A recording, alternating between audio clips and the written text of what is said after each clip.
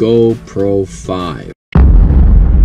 The biggest problem that I can tell you is that the mounts break all the freaking time. Every time you swipe left to right, right to left, up and down, you're gonna get a different set of menu. The specifications of this camera and the resolutions are just out of this world, and the frame rates. Your SD card goes right in here. Don't get anything more than, I would say, 128. Even 64 is high. The skeleton case is what has the actual mount built in. 10-meter waterproof. Take some Velcro or some tape and then basically stick it right on. When you think of action sports these days, you only think GoPro. The GoPro batteries will maybe last you a whole 40 minutes. Slide this in this way. And get yourself one of these if you have a GoPro 5 or a GoPro 6. This GoPro is voice activated as well, but you have to have the camera turned on in order to have the voice activated, I believe. Oh, it does work.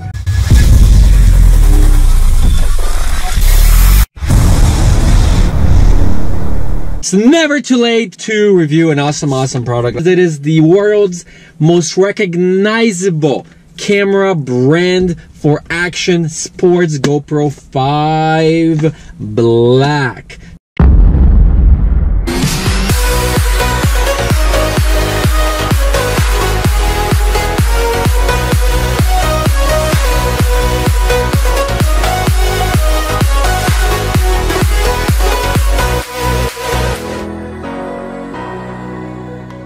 And I gotta say, I have a couple of different clones that I've reviewed, and they still don't hold their own to the GoPro 5. So right now, we are recording right now with the GoPro 5, and this is yet another GoPro 5. When you think of action sports these days, you only think GoPro. That is the comparison, that is the benchmark, and I couldn't be happier with GoPro. GoPro is actually the only cameras that we've been using primarily to grow this channel and the business entertainment show. A lot of people think that a cell phone is going to replace a GoPro 5 in the near future. That's crazy. That may possibly happen, but I do not foresee it. Let's just open this guy up. Take this guy out. There we go.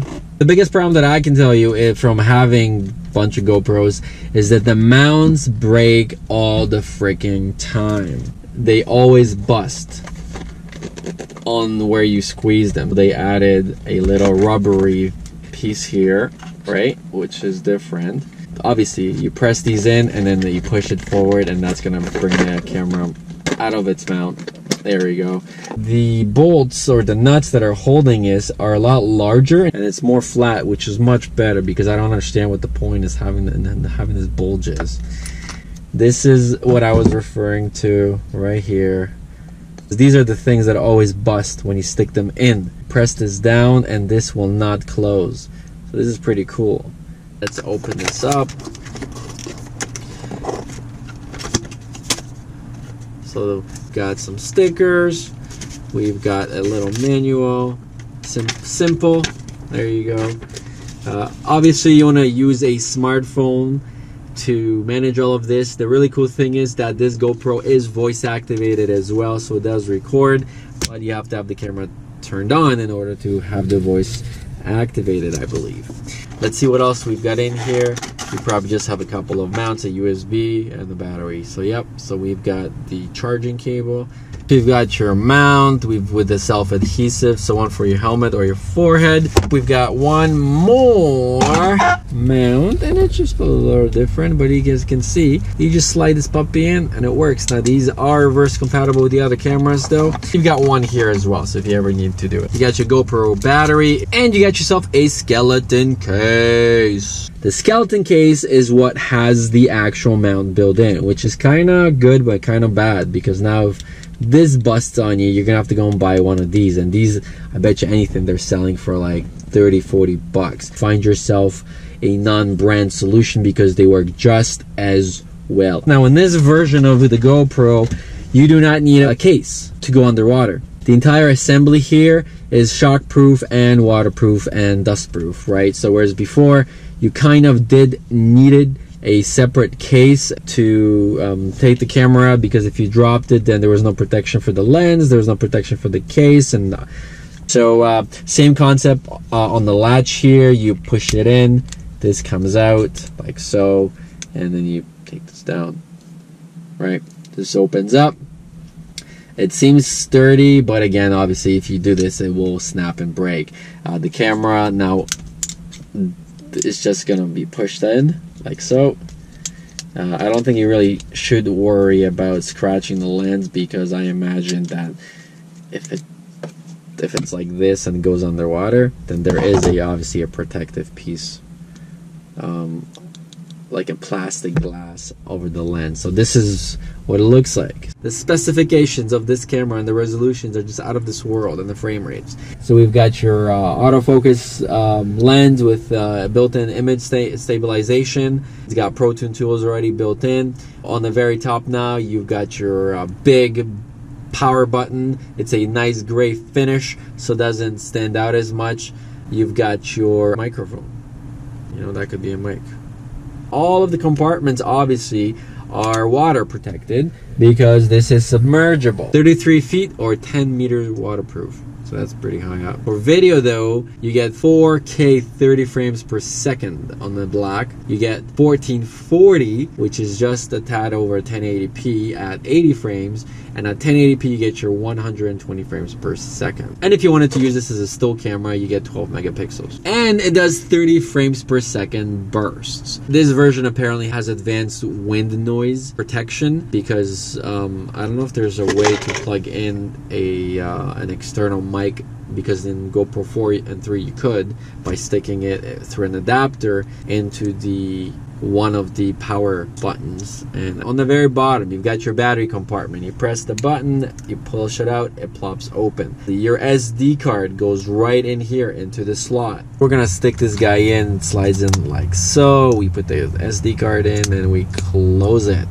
Of course, this handles 256 gigabyte cards. I've been using a Lexar high-speed card, and 64 gigs and 32s. My experience with Lexar cards have been very successful. Don't get anything more than, I would say, 128. Even 64 is high. I mean, I primarily use it for the business show, and we'd use it for the interviews. You need to record like 2 hours, even 4 hours at once. But most people, when they go out, they're not going to do that. They're going to be pausing recording as they set up their shots. So I would say maybe 64. Get yourself 2 64 cards, or even 3 32 cards. The only problem is that you're gonna have to find a way to carry them. On the left side of the camera, we've got another latch. So we press it, slide it down, and it looks like this.